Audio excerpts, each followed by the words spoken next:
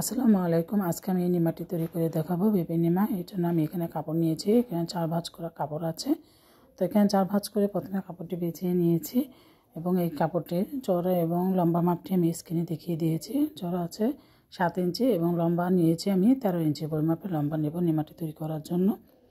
এখন আমি লম্বা করে সমানভাবে দাগ মার্ক করে নিচ্ছি।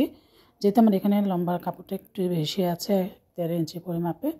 এখন আমি শোল্ডার নিয়েছি 5 ইঞ্চি পরিমাপে এবং নেকের জন্য নিয়ে নিচ্ছি এখানে 2 ইঞ্চি পরিমাপে মার্ক করে নিচ্ছি গলার জন্য, এবং সামনের গলা আমি 2/3 ইঞ্চি পরিমাপে দেব এবং পিছনের গলাটি আমি 2 ইঞ্চি/2 ইঞ্চি দিয়ে দেবো। এখানে আমি স্ক্রিনে প্রত্যেকটা মাপ আমি দিয়ে দিয়েছি। তো এখানে শোল্ডারে একটু 1/2 ইঞ্চি পরিমাপে একটু বাঁকা করে দিয়ে মার্ক করে নিয়েছি শোল্ডারে যে বাড়তি অংশটা ছিল সেখানে, এবং গলার রাউন্ডগুলো গোল গলার শেপে আমি রাউন্ড করে নিয়েছি এবং আর্মহোল আমি এখানে 5 ইঞ্চি পরিমাণ নিয়েছি এবং বডি আমি 6.5 ইঞ্চি পরিমাপে নিয়েছি। আপনাদের বাচ্চার বডির মাপ অনুযায়ী আপনারা নিতে পারেন, তবে এটা নর্মাল মাপ, এটা যে কোনো বেবির জন্যই হবে, যেহেতু ছোটো বেবি। 1/2 ইঞ্চি আমার সেলাইতে যাবে এবং 6 ইঞ্চি পরিমাপে থাকবে। 6.5 ইঞ্চি পরিমাপে নিয়েছি। এখানে আমি রাউন্ড করে দিয়ে দিচ্ছি এবং নিচের দিকে আমি যেহেতু রাউন্ড দেবো, তো সেহেতু এভাবে আমি একটু নিচের দিকে ঘুরিয়ে লম্বা মাপের থেকে আর্মহোল পর্যন্ত রাউন্ড করে দিয়ে দিয়েছি। গোল করে দাগ টেনে নিয়েছি, দেখতে পাচ্ছেন প্রত্যেকটা মার্ক করা আমার আছে। এই দাগ অনুযায়ী আমি কাপড়টি কেটে নিয়েছি, নিমার কাপড়টি। তো এখানে আমার কাপড়টা কাটা হয়ে গেছে। এখন আমি দুটি পার্ট আমি আলাদা করে নেব, সামনের পার্ট এবং পিছনের পার্টটি আলাদা করে নিয়ে নিচ্ছি। দুটি পার্ট আলাদা করার পরে আমি কিন্তু সামনের গলাটি কাটিনি, পিছনের গলা অনুযায়ী কেটে নিয়েছি। সেজন্য সামনের পার্টটিতে আমি গলা কাটবো 1 ইঞ্চি পরিমাপে, বাড়তি গলাটি কেটে নেব এবং পিছনের গলাটি আমি দেখতে পাচ্ছেন 2 ইঞ্চিতে মার্ক করেছি। এখানে আমি খোলা রাখবো এই অংশটি। পিছনে আপনারা এখানে চাইলে বুতাম দিতে পারেন। আমি এখানে কিন্তু পাইপিং দিয়ে ফিতার মতো করে রাখবো পিছনের অংশে, সেজন্য এখানে কেটে নিয়েছিলাম এবং সামনের গলার মাপটি আমি 1 ইঞ্চি পরিমাপে কেটে নিলাম এবং পিছনের গলাটিও আমি 2 ইঞ্চিতে মার্ক করা ছিল কেটে নিয়েছি।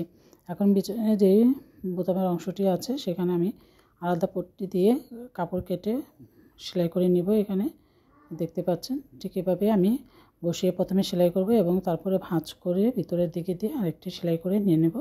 তো আমার সেলাই করা হয়ে গেছে পিছনের পার্টটি। এখন আমি সামনের পার্ট এবং পিছনের পার্টটি প্রথমে শোল্ডারটি সেলাই করে নেব। অবশ্যই এখানে ডবল সেলাই করবেন, শোল্ডারে তাহলে সেলাই ভালো হবে ডবল সেলাই দিলে।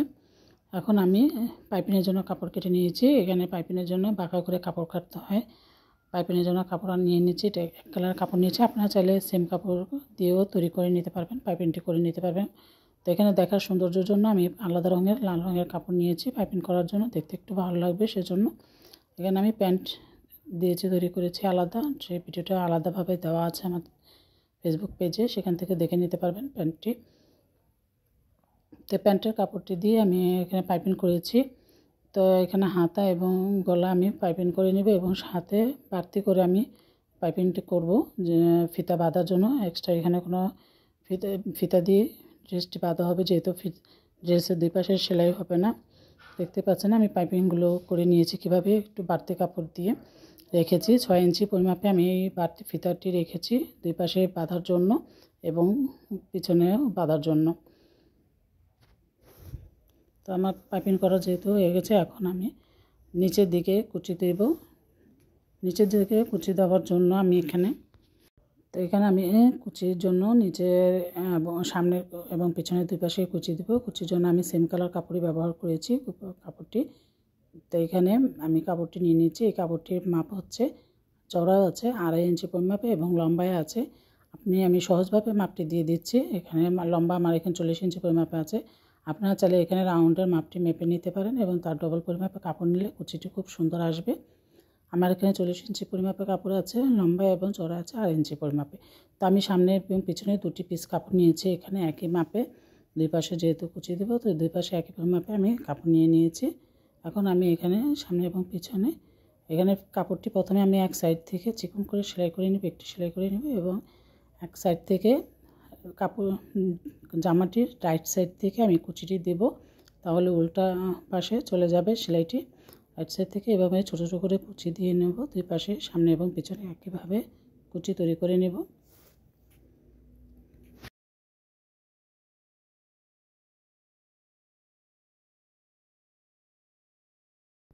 আমার জামার কুচিটি কিন্তু সেলাই করা হয়ে গেছে, দেখতে পাচ্ছেন কত সুন্দর লাগছে কুচিটি দেওয়ার পরে।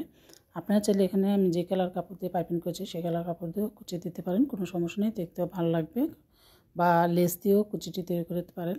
তো এখানে আমি কিন্তু লাল রঙের কাপড় দিয়ে এখানে কুচির উপরে আরেকটি রাউন্ড করে দিচ্ছি। এখানে আপনারা চাইলে কাপড়টিকে 2 ভাঁজ করে সেলাই করে তারপরে পাইপিংয়ের কাপড় এভাবে পাইপিং করে সেলাই করে নিতে পারেন। এখানে আমার লাল রঙের ফিতা ছিল, চিকেন ফিতা, সেটাই কিন্তু আমি সেলাই করে বসিয়েছি।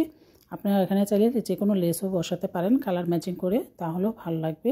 লেস বসালেও বা কাপড় দিয়ে পাইপিংয়ের ভাবেও লাগিয়ে নিতে পারেন এটি কুচির উপরে, দেখতে খুবই ভালো লাগে এই কাপড়টি বসালে।